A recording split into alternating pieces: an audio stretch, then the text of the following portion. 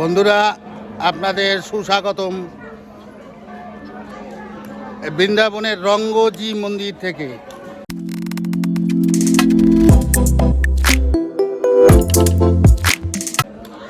এখানে বিশেষত্ব হলো সেই ঐতিহাসিক সোনার তালগাছ বলে যারা আমরা চিনি, এই মন্দিরের ভিতরে সেই সোনার তালগাছ আছে।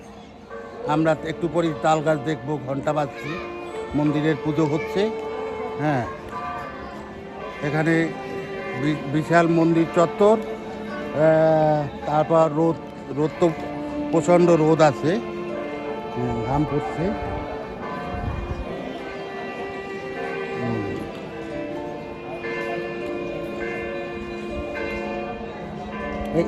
এর ভিতরেই সেই সোনার তাল গাছ। আমরা কিছুক্ষণ পর তা দেখতে যাচ্ছি। এটা 60 ফুটের মতো লম্বা আছে। এটা আপনার ওই সমসাময়িক শ্রীকৃষ্ণ যখন ছোট ছিল নাকি, ওখানে জুতা রেখেছি এবং পিছনে দেখেন লোকজন অপেক্ষা করতেছে কখন আসবে।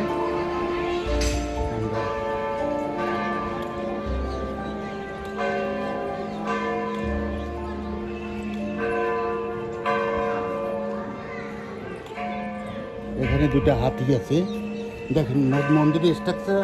এটা দক্ষিণ ভারতের সোমনাথ মন্দিরের স্ট্রাকচারের মতো মনে হয়। হ্যাঁ, খুবই সুন্দর।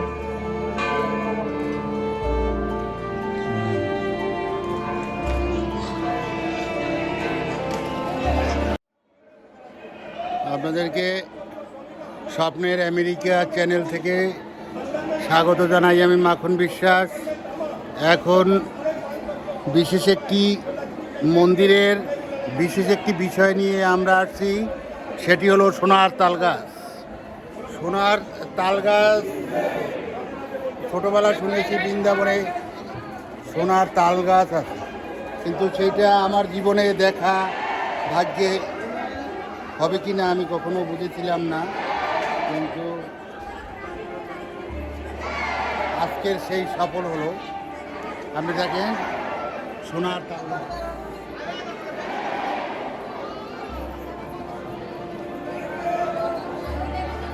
এটাকে সোনিকা স্তম্ভ বলে।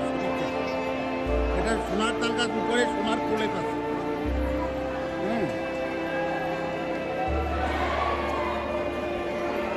ভাগ্য ভালো ভিডিও করতে দেয়।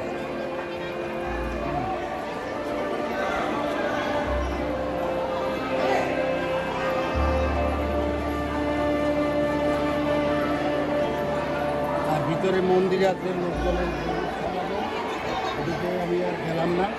কিন্তু রোদের যে প্রখরতা বেড়েই চলছে, তাতে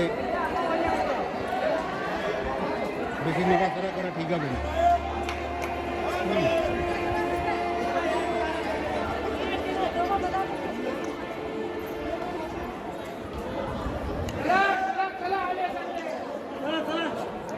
এখানে আমার বিশেষত সোনার তালগাছ।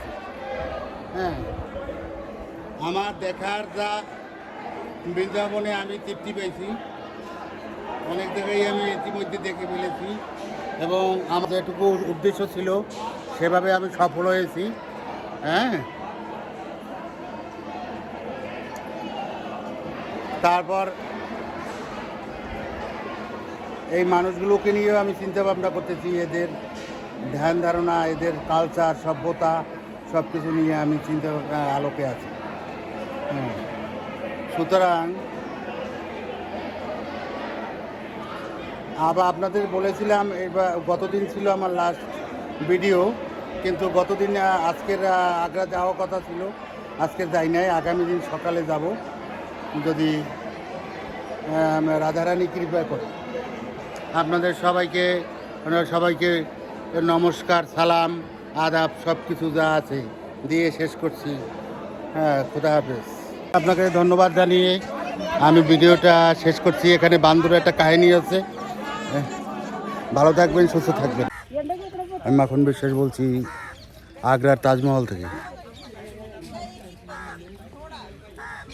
আজকে বার ছিল শুক্রবার, আমি জানতাম না যে শুক্রবার আবার এখানে বন্ধ থাকে। সো সামনের দিক থেকে তো বন্ধ, তাই পিছনে থেকে আমরা আক্রমণ করলাম। দেখেন যে আগ্রার তাজমহল, এখানে বসেও ভালোই অবলোকন করা যায়।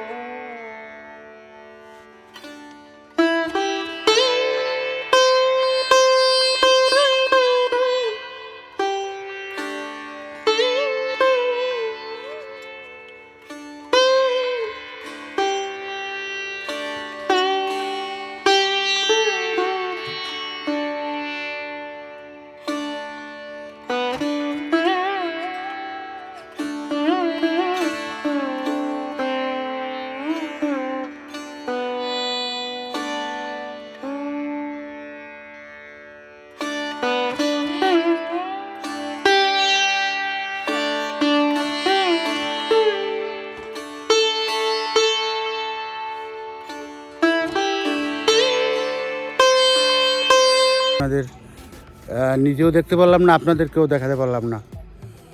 আপনারা ভালো থাকবেন, সুস্থ থাকবেন। আবারও আগ্রার তাজমহল থেকে আপনাদের শুভেচ্ছা জানিয়ে শেষ করছি। ধন্যবাদ।